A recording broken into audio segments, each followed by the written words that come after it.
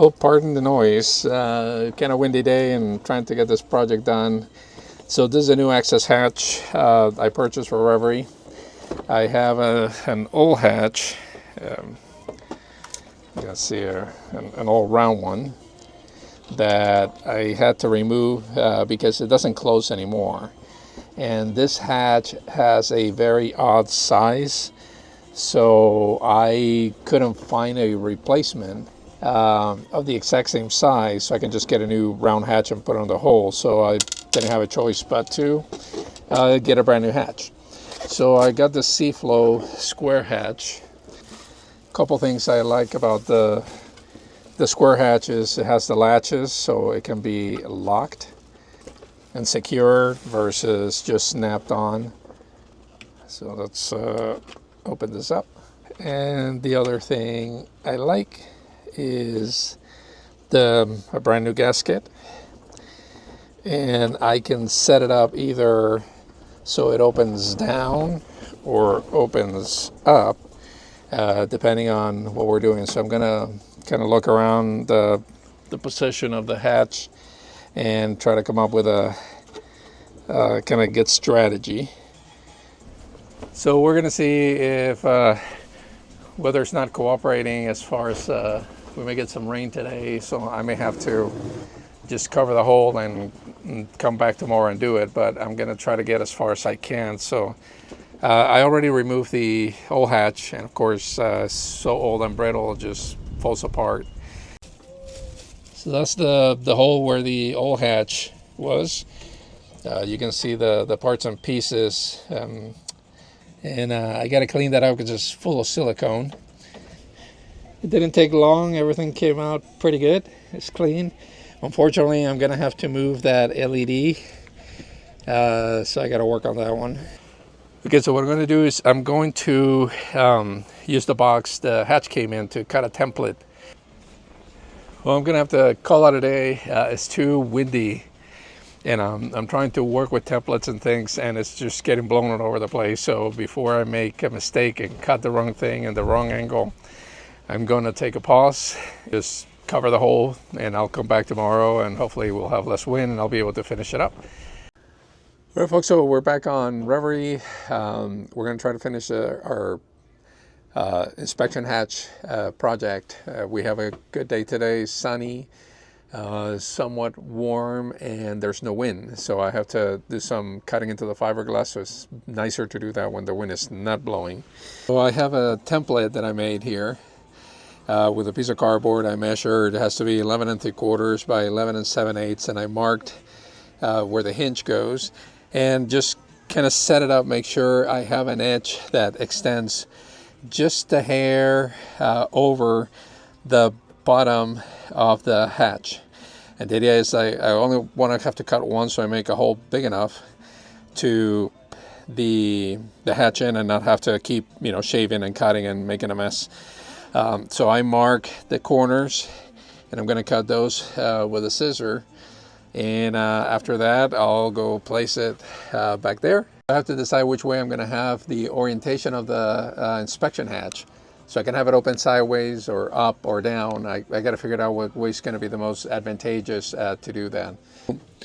I think what I've decided to do is set the hatch so I can open it sideways, because I think that's going to be the most unintrusive. If I put it up, it's going to hit the screws that support the middle bench here, and if I put it down, if I'm trying to do work in there, I'm going to be stepping all over the hatch.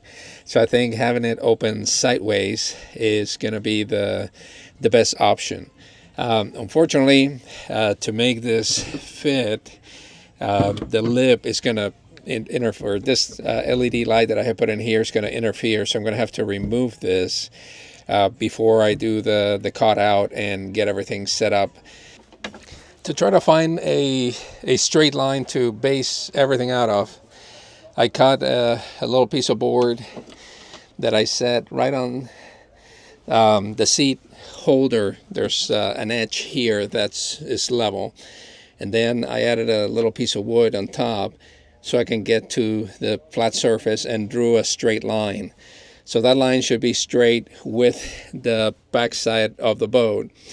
And then from there, I went ahead and positioned my template line up with that top line, and basically went around and used a pencil to trace the template, and basically checking that it's right on the hole on the bottom, so I have enough room on the bottom edge, and that the entire round hole is covered by the square panel.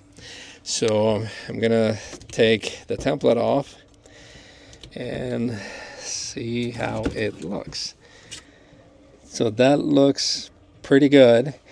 You can see here I came perfectly to the bottom edge of the hole, which is where I wanted to cut from, and now I can go around and do the hatch. I'm going to take a couple more measurements to make sure is center, that I don't have to slide a little bit one way or the other.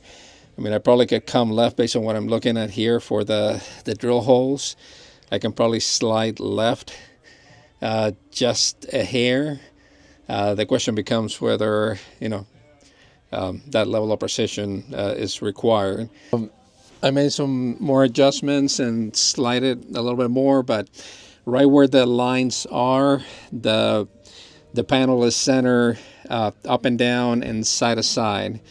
So this is where I'm going to cut, and that's going to make a mess and a lot of noise. So I'm going to move the camera equipment away from it while I'm doing it, and see how we do after we're done cutting.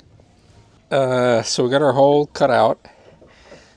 Now the only catch, realizing now that I was able to get the hatch in, is that this part of the boat it's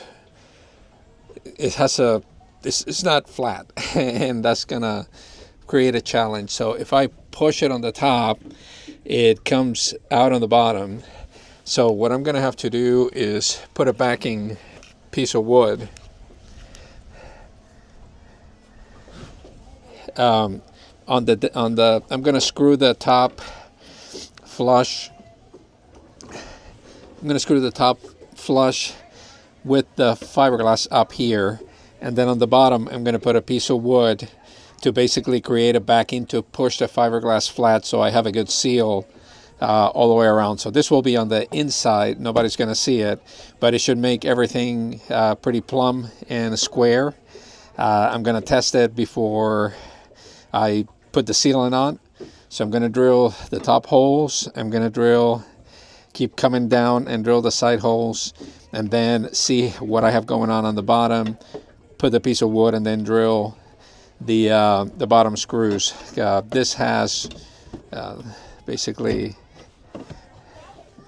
2 screws on top, sides, and bottom.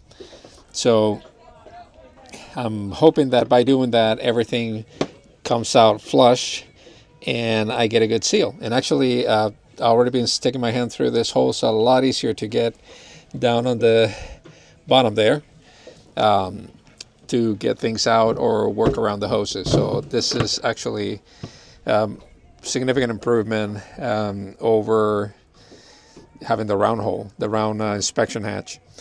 Next step is I'm going to position the hatch, and I'm going to start drilling the screws.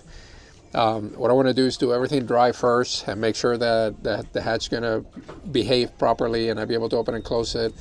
And once I get that done and I confirm that everything is going to work fine, then I'll go ahead and take it all off, put all the sealant on. I'm also going to tape it, so when I put the sealant on, any excess I can clean it up and not make a mess on the stern here. So let's see if I can make this work without making a giant mess. Okay, so position the hatch in. Have to open the door. And I think what I'm going to do is start on the top and then work my way down. For this job, I'm going to be using number 10 3/4 inch. Best thing to do is push it in as much as we can. I guess whoever designed the hatch foresaw this problem, and they put in a notch so you can get your drill in the surface and have room for the drill to work properly. If this was flat, then that would have been a whole other can of worms. So I'm going to start here at the top.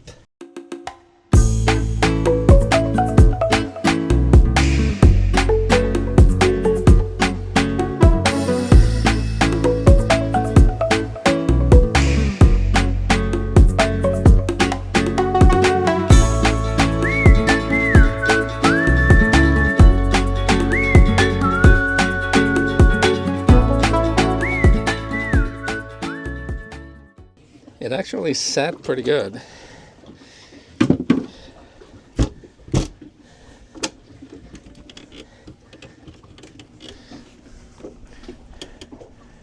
Perfect. Love it. Okay, now I'm gonna take it off, tape this off. So when I put the seal on, it's gonna make it a little bit easier to clean.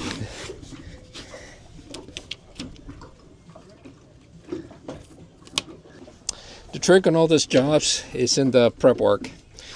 If you take your time, just prep it properly, then everything else works a lot smoother from there on out. And yeah, I probably should have used skinnier tape, but this is all I had right now, so that's what I'm using. Okay, so now that we have this taped up, I'm gonna seal this with 4200. The reason I'm using 4200 is once, if I have to remove it, it's removable, you know, with some work. But also, there's a very good chance there'll be many years before I have to do anything with this hatch. Probably longer than I'll be around sailing, probably.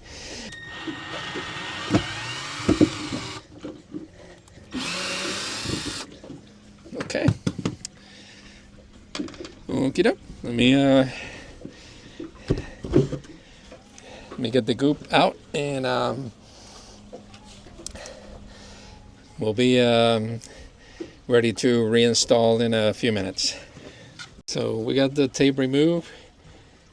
Everything is nice and sealed. Took the tape from the inside that was protecting the edges. We have a nice gasket to create a seal. And now we have a hatch that we can lock. And it's perfect.